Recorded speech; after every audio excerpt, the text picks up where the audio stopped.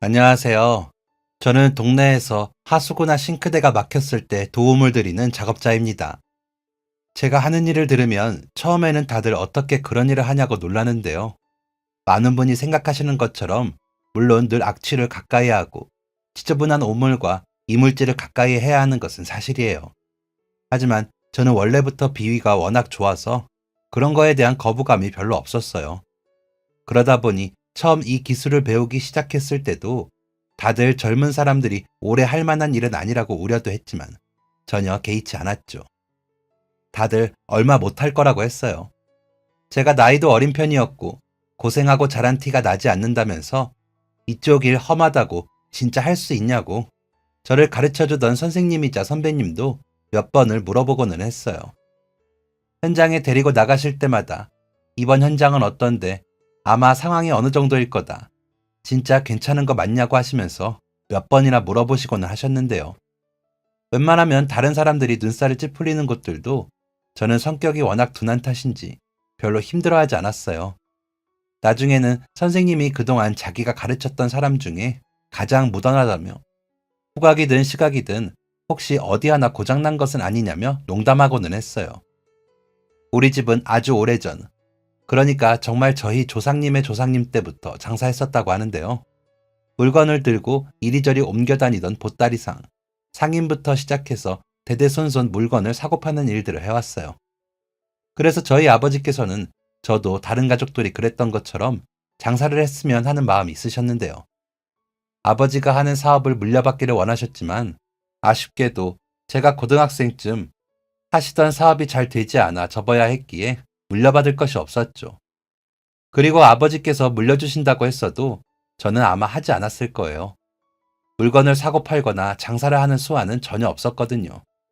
그러다 보니 어릴 때부터 가게에 데리고 가 늘 뭐라도 하나 알려주려고 하셨지만 관심이 없던 저는 진작에 장사하겠다는 생각은 접었었어요.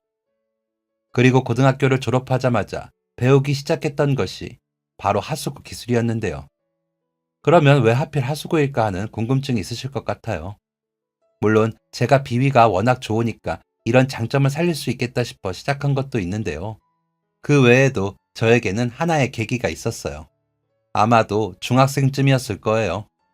중학생이었는지 초등학교를 막 졸업했을 때였는지 정확하게 기억나지는 않네요. 엄청나게 무더운 여름이었는데요. 아버지가 운영하시던 사업장 중 한 곳에서 갑작스럽게 화장실의 물이 제대로 내려가지 않고 하수구가 역류하는 일이 있었어요. 화장실의 바닥에 물이 찰랑거릴 정도로 문제가 엄청 심각했는데 다들 나름대로 해결해보겠다고 들어갔다가 실패하고 나왔죠. 저희 아버지를 포함해서 일하던 대부분의 남자 직원들이 가슴을 한껏 부풀려서 에이, 뭘 이런 걸 가지고 제가 한번 해볼게요.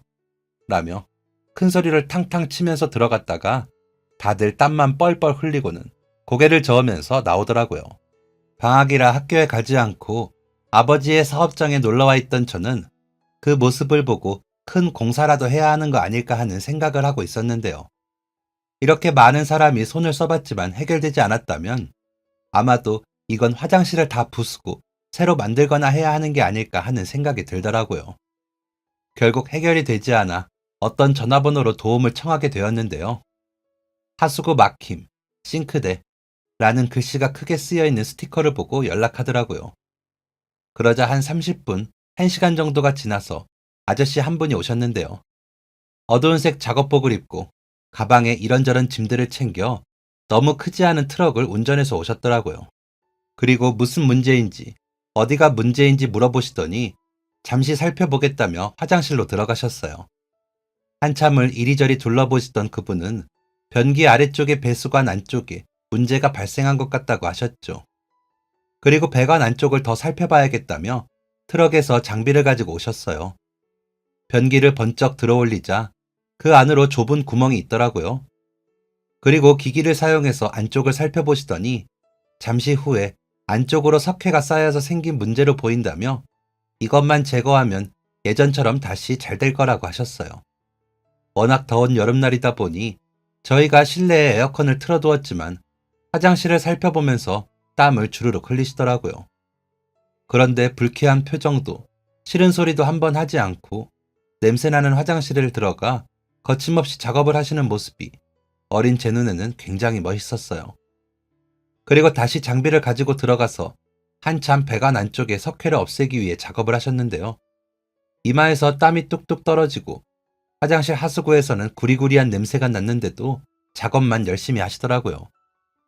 그동안 불편했던 부분을 고쳐주셔서 그런지, 아니면 많은 어른들이 들어갔다가 실패한 일을 해결해 주셔서 그런지 그분의 주변으로 반짝반짝 빛이 나 보이면서 정말 멋지다, 너무 멋있다, 나도 저런 사람이 되고 싶다 라는 생각이 들었어요. 그래서 그 뒤로 사람들에게는 말하지 않았지만 마음속으로 제 꿈이 되었어요. 의사, 판사, 검사, 변호사 등 사람들이 존경하고 대단하다고 하는 직업들이 있죠. 사자 들어가는 직업이라고 많은 분들이 이름만 들어도 대단하다고 감탄하고 부모님들도 우리 아이가 그런 직업을 가졌으면 좋겠다고 바라고는 하시죠. 모든 분이 그러신 것은 아니지만 이 일을 하면서 만나는 분 중 아유, 왜 젊은 사람이 이런 일을 해요? 다른 더 좋은 일들도 많은데 아직 젊으니까 지금이라도 공부를 하든가 해서 다른 일 해요. 라고 이야기하시는 분들이 있어요. 아마도 더울 때 추울 때 고생하고 매일 다른 사람들의 오물이나 화장실, 싱크대를 들여다봐야 하니까 걱정해서 이야기해 주시는 경우가 많을 텐데요. 그럴 때마다 그냥 웃어 넘기기도 하고 저희도 다 자격증 따고 많이 공부해서 하는 일이라고 이야기할 때도 있어요. 그리고 가끔은 어릴 때부터 제 꿈이었기에 하게 되었다고 사실 저는 꿈을 이룬 거라고 이야기하기도 하는데요. 그 대답을 듣고 오히려 더 안타깝게 보시는 분들도 있더라고요. 제 꿈은 정해져 있다 보니 저는 딱히 대학에 진학할 생각도 없었는데요. 그래서 고등학교를 졸업하자마자 일을 배우기 시작했어요. 그리고 어차피 제가 고등학교를 졸업할 때쯤에는 우리 집이 꽤 어려워진 상태였기 때문에 대학을 가야겠다고 생각하더라도 등록금을 버느라 바로 가지 못하거나 대출을 많이 냈어야 할 거예요. 그나마 우리 집에 빚은 크게 없었기 때문에 일을 시작하고 얼마 후부터는 제 앞으로 돈을 모을 수 있었는데요. 다른 친구들은 대학에 가거나 무엇인가를 배울 시기에 저는 일을 시작해서 그런지 또래 친구들과 비교하면 꽤 많은 돈을 빠르게 모을 수 있었어요. 사회생활을 일찍 시작해서 그런지 수입이 안정되고 나니 다음 단계로 나아가고 싶어서인지 아니면 고등학교 때 가족들을 잃고 나서 외로워서 그런지 저는 또래 친구들보다 결혼도 꽤 빠르게 하게 되었어요. 우리 고등학교 동창들 사이에서는 처음으로 결혼해서 축의금도 선물도 축하도 아주 두둑하게 받았죠. 아내는 일하면서 알게 된 사람인데요. 어느 날 싱크대가 막혔다고 해서 뚫으러 갔는데 겉으로는 깔끔해 보이던 원룸이 속 안의 배관은 아주 엉망진창이더라고요. 혼자 사는 건 처음인데다 이런 부분은 잘 몰라서 집 볼 때도 여기까지 볼 생각은 못했다고 하는데 그 상태로 계속 사용하면 이런 식으로 또 몇 번이나 싱크대가 막히고 역류해서 불편해질 것이 뻔했어요. 그러다 보면 저야 주기적으로 수입이 생기니 좋겠지만 그분 입장에서는 계속 돈이 들게 되잖아요. 이제 막 사회생활 시작했으면 한 푼이라도 아낄 수 있는 게 좋을 텐데 제 수입 걱정보다 이런 불편을 겪으실 그분의 상황에 마음이 좋지 않더라고요. 그래서 그냥 이건 제가 집들이 선물 겸 해드리겠다고 싱크대 아래쪽에 오래된 배관 부분을 공짜로 갈아드렸어요. 그리고 더 오래 잘 관리할 수 있는 방법들도 이것저것 알려드렸죠. 그런데 그 후로 그분이 종종 연락하시더라고요.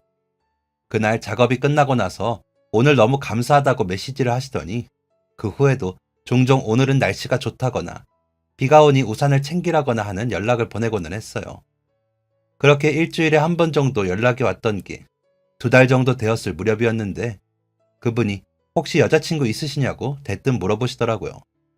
깜짝 놀라 저는 그제야 아, 그동안 나에게 이성적으로 관심이 있으셔서 연락을 하셨던 거구나 하고 알게 되었어요. 그동안 제가 너무 눈치 없게 굴어서 답답하셨겠다는 생각이 들자 조금 미안한 마음이 생기더라고요. 저 역시 그분이 영 싫은 마음은 아니었기에 밥이라도 같이 먹자고 권유했어요. 그리고 저희는 동네에서 만나 밥도 먹고 그 후로 데이트를 몇 번 신청하면서 함께 시간을 보냈는데요. 어릴 때 부모님이 돌아가셔서 친척집에서 자랐다고 하더라고요.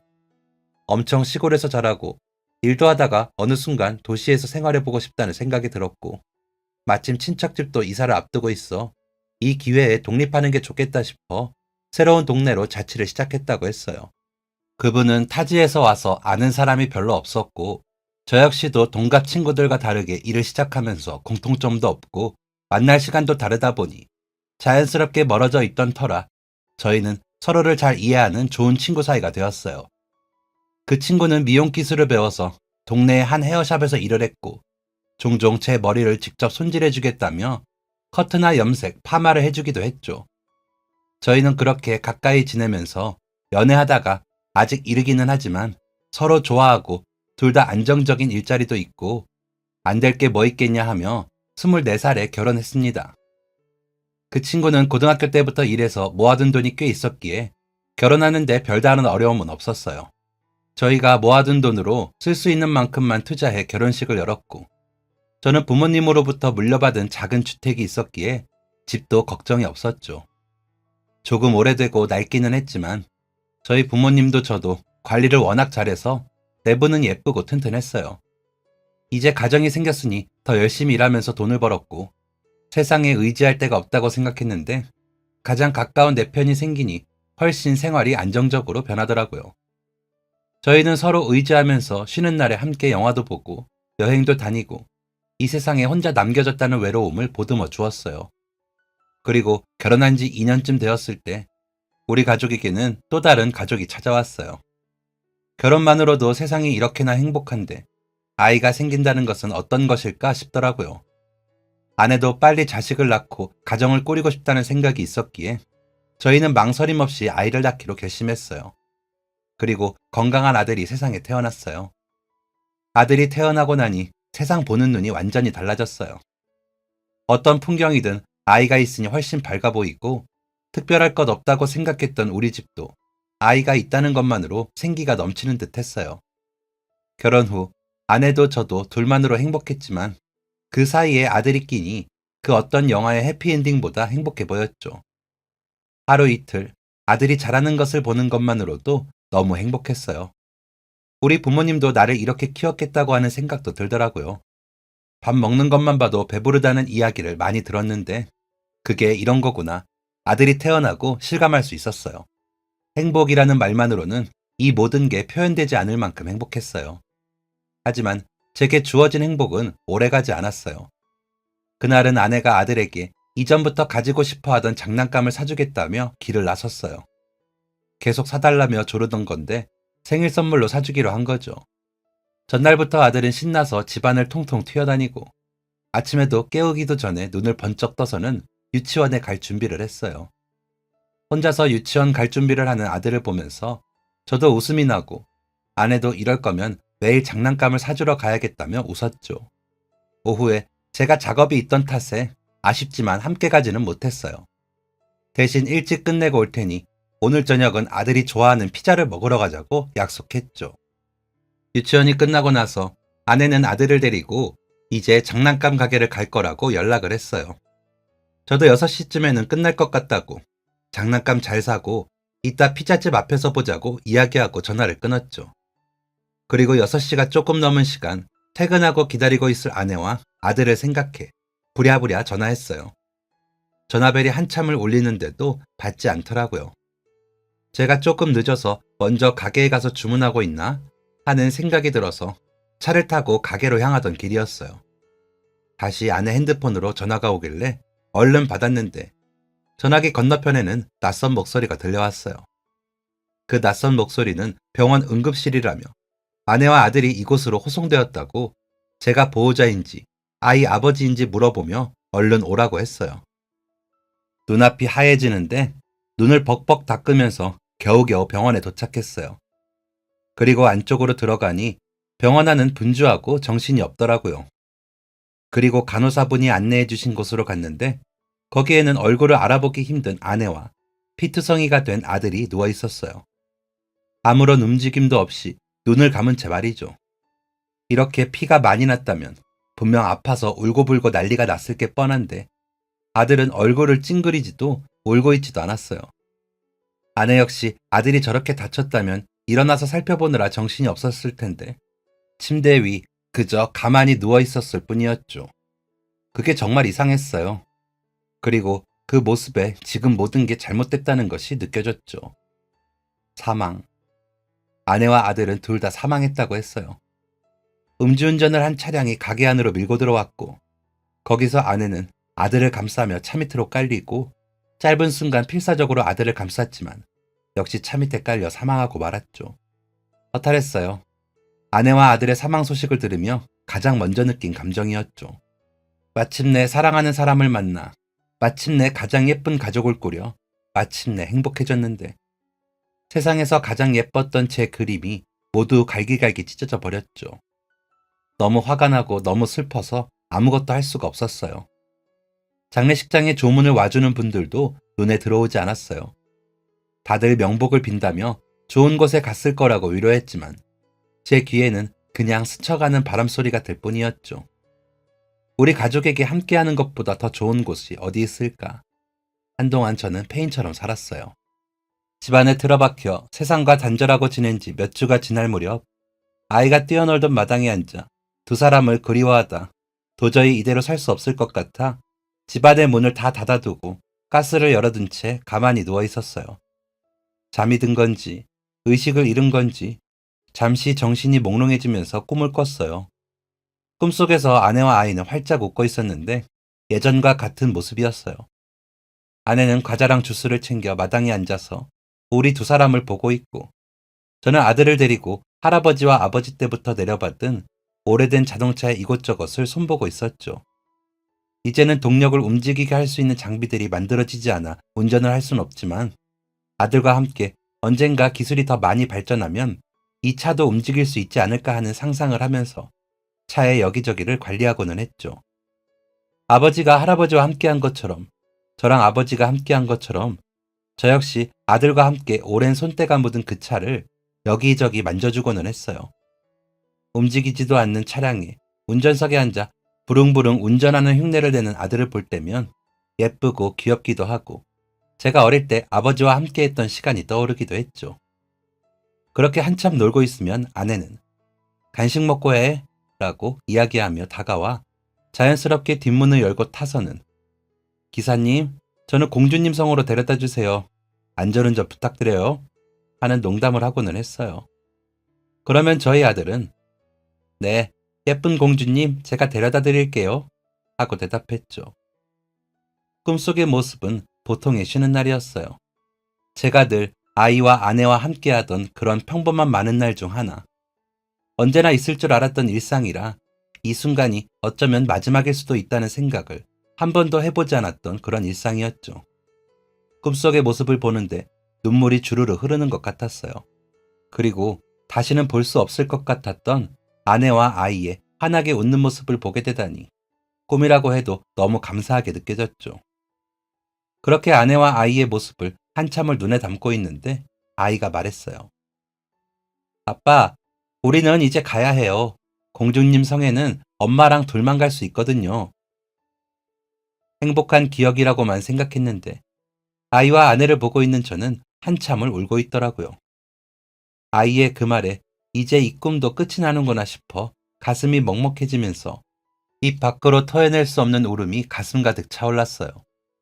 소리조차 낼 수 없을 만큼 심장이 아프다는 게 이런 거구나 느껴지는 울음이었죠. 다시 보니 아이와 아내는 환하게 웃으면서 괜찮다고 다 안다는 듯한 표정을 짓고 있었죠.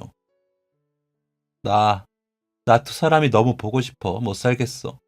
너무 보고 싶어서 못 견디겠어. 어린아이처럼 그 자리에서 엉엉 울어버리자 두 사람 모두 다 안다는 듯 미소를 지었어요. 그리고 뒷자리에 앉아있던 아내는 제 손을 잡아주면서 말없이 미소를 지었죠. 아무 말도 하지 않았지만 아내가 어떤 의미로 제 손을 잡아주었는지 알 것 같았어요. 괜찮아, 여보. 괜찮아. 다 괜찮아질 거야. 제가 힘들 때면 늘 아내가 저에게 해주던 말이었거든요. 이제 정말 이 꿈이 끝나간다는 게 느껴졌어요. 이 순간을 놓치고 싶지 않았지만 두 사람 모두 제가 빨리 꿈에서 깨어나기를 바라는 것 같았어요. 어쩌면 마지막일지 모를 이 순간을 어떻게 끝내야 할지 몰라 저는 초조해졌어요. 이대로 그냥 꿈속에만 살고 싶은데 아내와 아이는 계속 저에게 꿈에서 깨어나라고 등을 떠미는 것 같았죠. 그리고 마지막으로 아들이 말했어요. 아빠, 나중에 기술이 엄청 발전하면 이렇게 오래된 자동차도 다시 힘차게 달릴 수 있겠죠? 그러면 우리 그때 다시 만나요. 멋진 자동차 타고 엄마랑 저 데리러 오세요. 그때는 우리 같이 드라이브 가요. 마지막으로 아내와 아들의 손을 붙잡았어요. 그리고 모든 게 다 하얗게 번지더니 정신이 들었죠. 감았던 눈을 슬그머니 떴더니 집안에는 어느새 저녁이 내려앉았어요. 매캐한 냄새가 온 집안에 퍼졌고 저는 얼른 일어나 가스를 잠그고 집안의 창문과 현관문을 활짝 열었어요. 그랬더니 현관문으로 작은 나비 2마리가 들어왔어요. 한참을 집안을 돌아다니더니 다시 밖으로 나갔는데 우스운 소리일지 모르지만 왠지 아내와 아이가 마지막으로 제가 잘 살아있는지 확인하려고 그리고 마지막 인사를 전하려고 온 것 같다는 느낌이 들더라고요. 간절하게 2사람을 따라가고 싶었는데 2사람은 제가 아직 올 때가 아니라고 생각했나 봐요. 저 혼자 살아남은 것만으로도 너무 미안하고 괴로운데 이렇게 이기적인 남편이 아빠가 그래도 더 살아가기를 바랬나 봐요. 그리고 저는 몸과 마음을 추슬러 다시 일상으로 돌아갔어요. 집안을 정리하고 무성하게 자란 마당도 다듬고 다시 일도 시작했죠. 그리고 한동안 방치해두었던 자동차도 다시 정비했어요. 사람들이 올드카라고 부르는 오래된 제 자동차는 사람의 손길이 조금만 닿지 않아도 금세 티가 나거든요. 내부 부품에 이상이 없는지 확인해주고 겉면과 안쪽도 깨끗하게 관리를 해주어야 했어요. 그리고 혼자서 차량을 정비하고 있으니 또다시 예전에 아들과 함께 이 차를 정비했던 기억이 떠올랐어요. 그리고 어릴 때 아버지와 함께 차를 정비했던 일들도 떠올랐죠.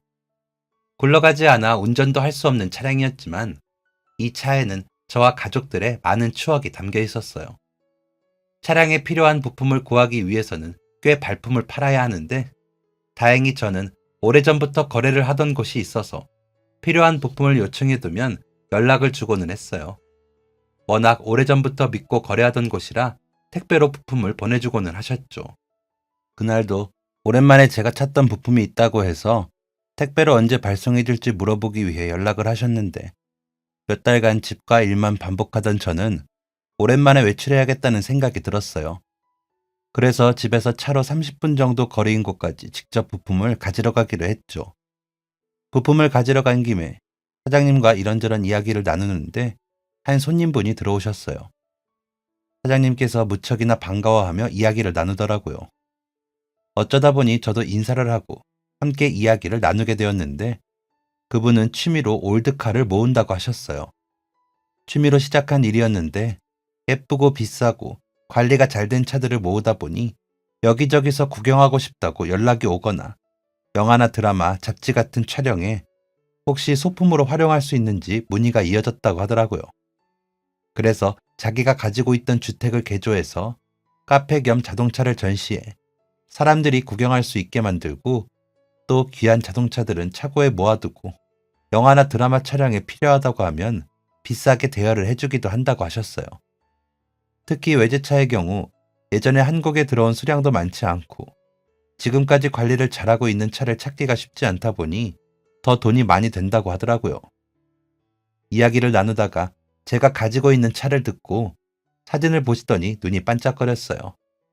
그러면서 혹시 이 차량 자신에게 팔면 안 되겠냐며 비싼 값을 쳐주겠다고 하시더라고요. 그분 말로는 올드카는 소유하고 있던 사람이 적으면 적을수록 돈이 되는데 특히나 이렇게 거의 한 사람이 쭉 가진 경우라면 더욱 많은 돈이 된다고 했어요. 그리고 꽤 촬영 쪽에서도 수요가 많은 차량이라 자신에게 팔면 유용하게 활용할 수 있을 것 같다며 팔라고 부탁하셨죠. 하지만 이 차량은 돈과 상관없이 저에게는 소중한 추억들이 담긴 차량이었어요. 특히나 죽은 아들과 함께하던 추억이 담긴 물품이라 아무리 많은 돈을 주더라도 팔 생각이 없었죠. 저는 그래서 사정을 이야기하고 정중하게 거절했어요.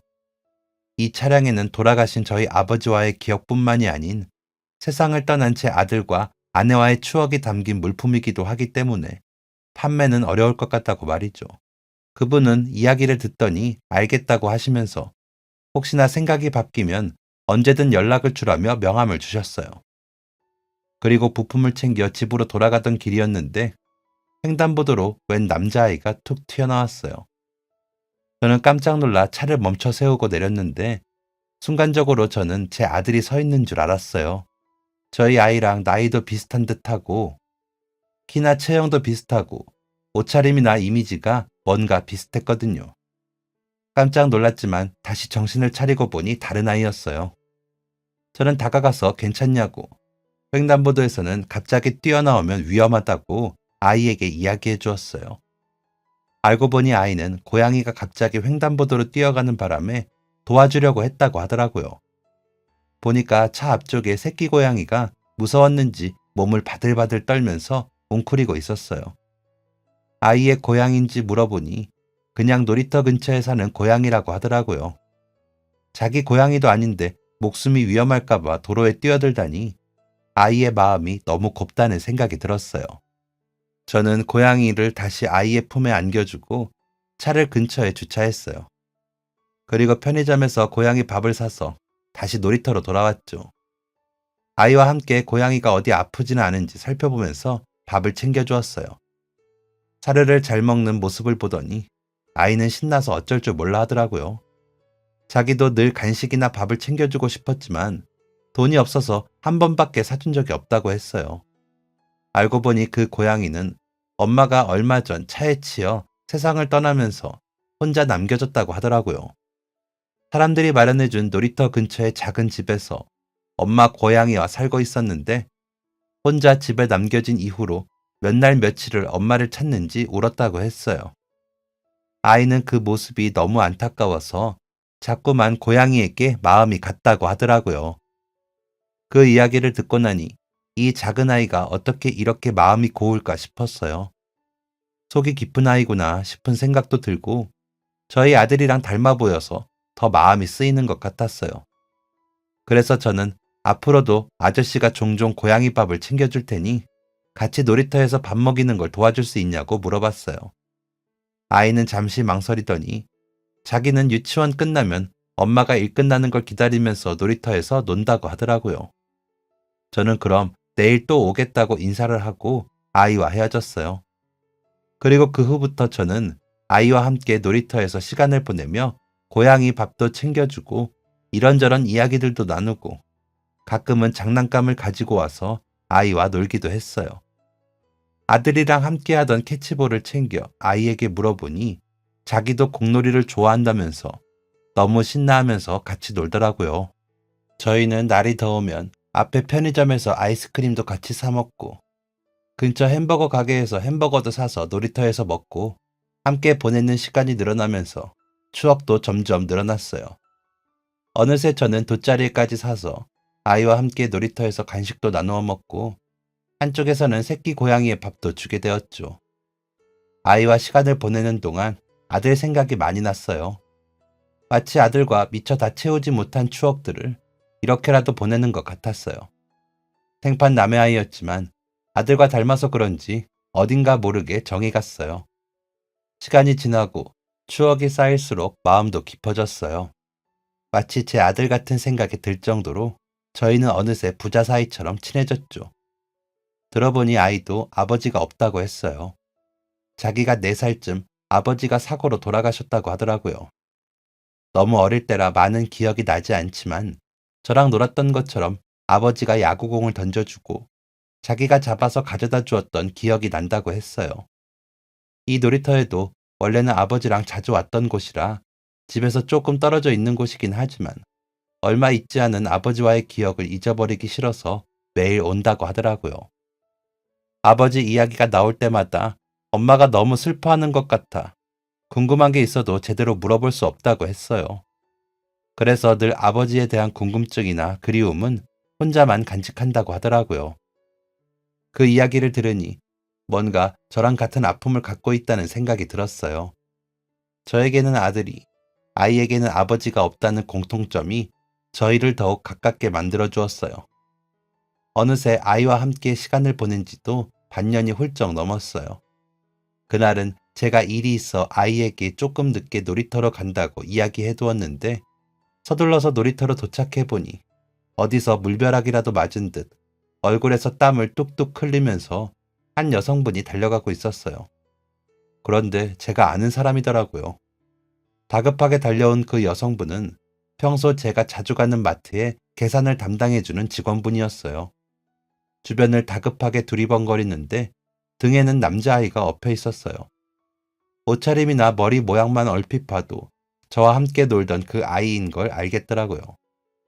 저는 뛰어가서 무슨 일인지 물어봤고, 아이 어머니는 아이가 평소 질병을 앓고 있는데 그것 때문인지 쓰러졌다고 했어요. 오늘 일이 일찍 끝나 놀이터로 데리러 왔는데 쓰러져 있었다고 하더라고요. 저는 우선 제 차로 태워드리겠다고 하고 차에 타고 근처 응급실로 빠르게 달려갔어요. 바로 응급실에서 검사를 받기 위해 이송되었고 아이 어머니가 따라 들어갔죠. 그 사이 저는 자판기에서 물을 사서 자리로 돌아왔어요. 잠시 후 아이 어머니가 대기실로 나왔어요. 아이는 아직 검사 중이었고 의자에 두 손을 모으고 앉은 어머니에게 물을 내밀었어요. 저 아시냐고 마트에서 자주 봤다고 인사를 드렸죠. 그분도 아이가 어떤 아저씨에게 도움을 받은 후 놀이터에서 자주 만난다는 이야기를 들었는데 저일 줄 몰랐다고 하시더라고요. 맨날 마트에서만 봤었는데 이렇게 알게 됐다며 별 우연이 다 있는다고 대화를 나누었어요. 아이가 응급실에 있는 기분이 어떤지 저 역시 잘 알기에 마음을 안정시켜 주려고 일부러 횡설수설 떠들었어요. 어머니는 괜찮다고 말하며 아이를 데리고 빠르게 병원으로 데려와 주셔서 감사하다고 인사를 하더라고요. 119에 연락을 해야 하는데 너무 당황스러워 자기도 모르게 아이를 업고 뛰려고 했다고 하면서요. 저희는 검사를 기다리는 동안 이런저런 이야기를 나누었어요. 알고 보니 아이는 어릴 때부터 난치병을 앓고 있었어요. 최근 수술 대기 목록에 이름을 올려두었는데 아이 아버지가 사망하고 나서 경제적으로 형편이 많이 어려워진 터라 수술을 조금 미뤄둔 상태였다고 해요.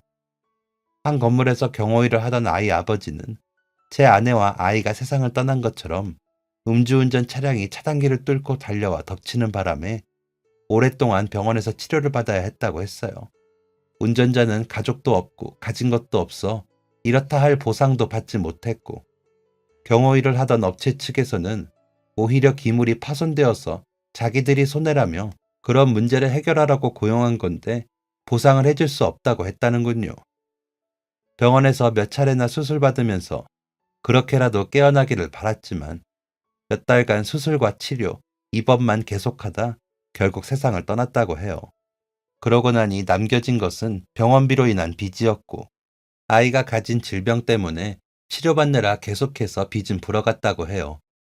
죽은 남편도 아이 어머니도 주변에 도움받을 가족도 없었기에 그 빚과 생활의 부담감은 오롯이 자신의 몫으로 다가왔다고 했어요. 하지만 너무나 사랑했던 남편과 함께 낳은 소중한 아이였기에 포기할 수는 없었어요. 사랑하는 아이였기에 어떻게든 아프지 않게 해주고 싶고 건강하게 오래오래 살 수 있게 해주고 싶었죠.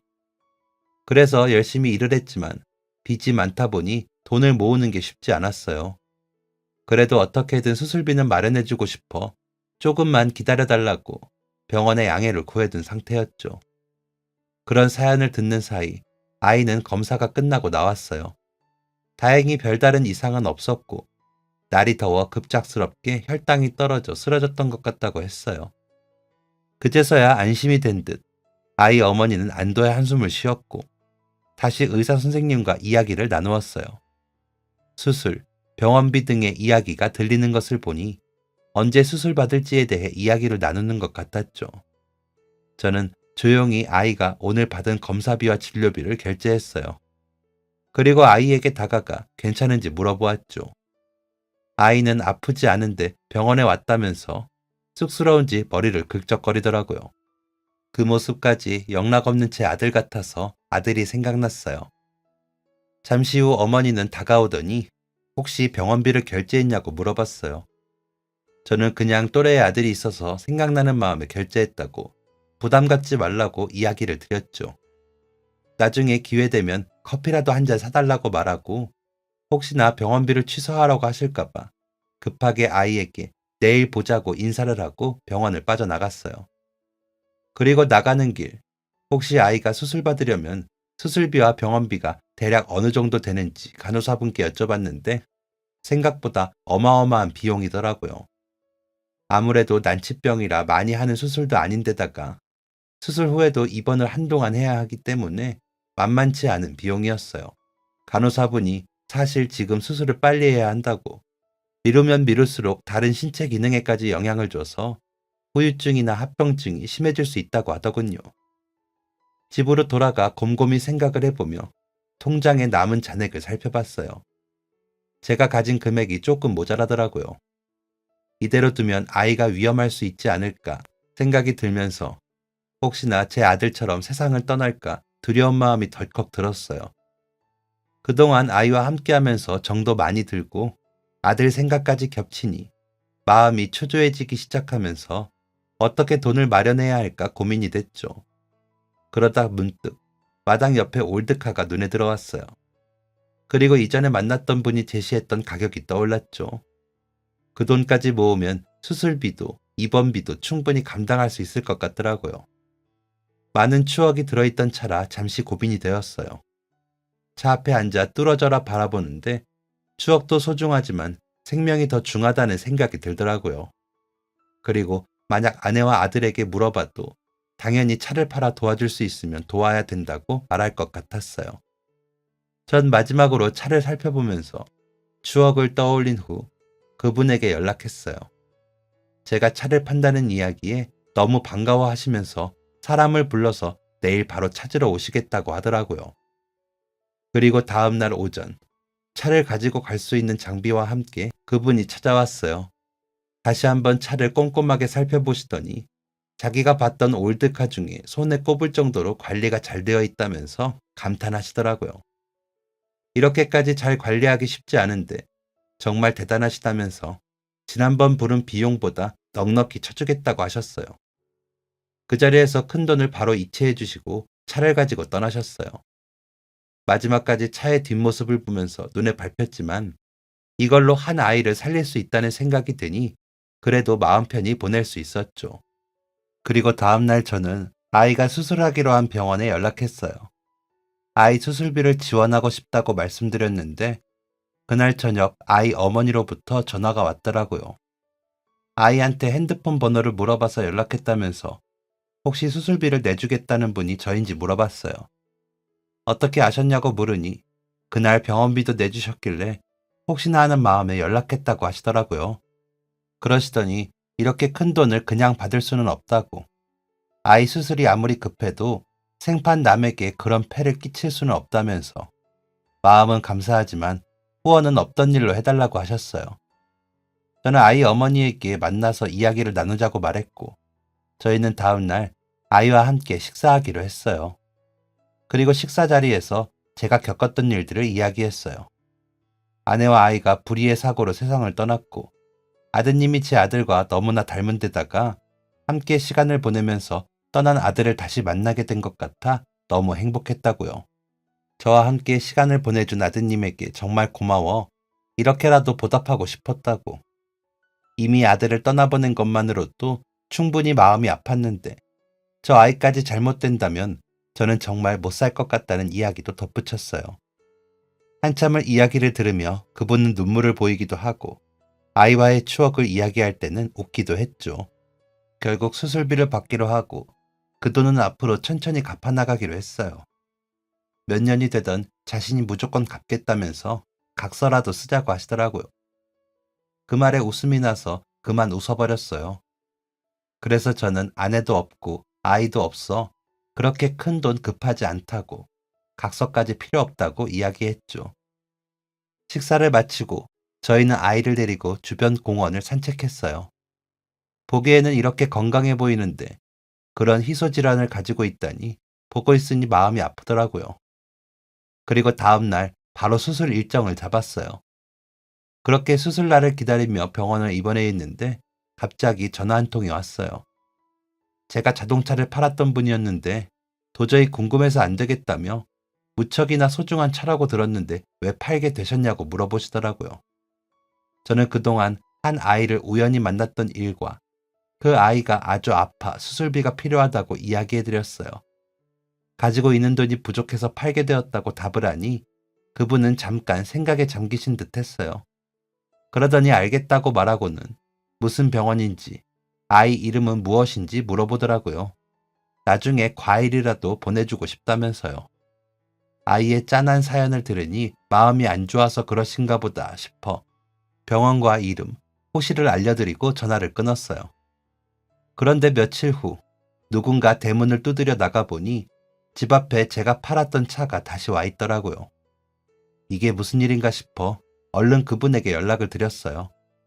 그냥 차도 아니고 가족의 사연이 담긴 소중한 차량을 남의 아이를 위해서 팔겠다고 하는데 그걸 날름 가져가면 자기만 나쁜 사람이 되는 것 같다고 못 받겠다고 하시더라고요. 제가 곤란한 목소리를 내니 돈 걱정은 말라고도 하셨어요. 알고 보니 병원에 수술비도 내주시고 아이 치료를 위해 1인실까지 예약을 해주셨더라고요.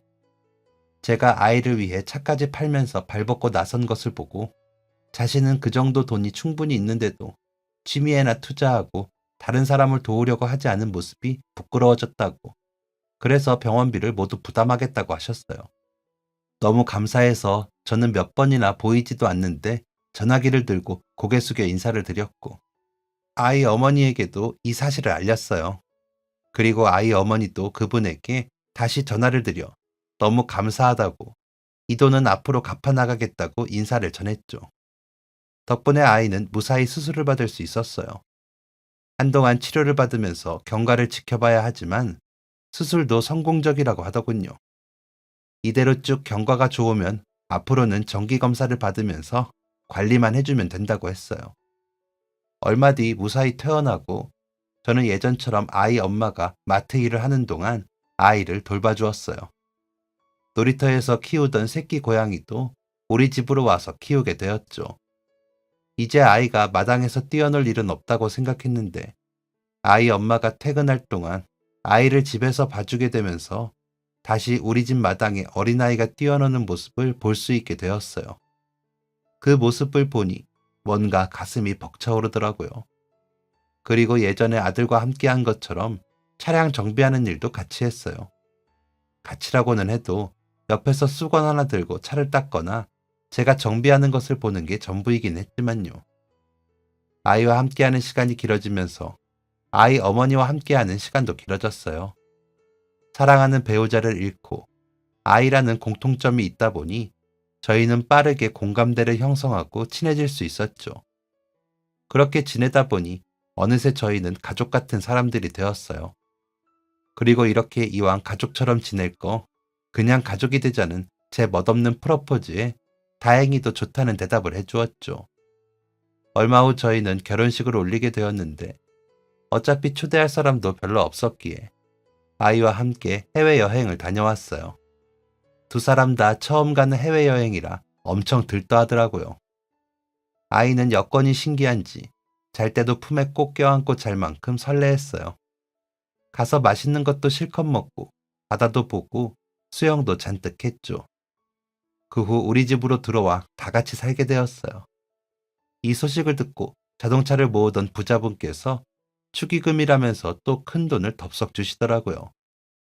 안 그러셔도 된다고 했지만 일종의 투자라면서 받아달라고 하셨어요.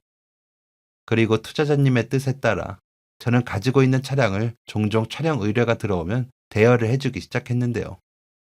그분이 의뢰를 받으면 대여비를 저희 둘이 나누기로 했거든요.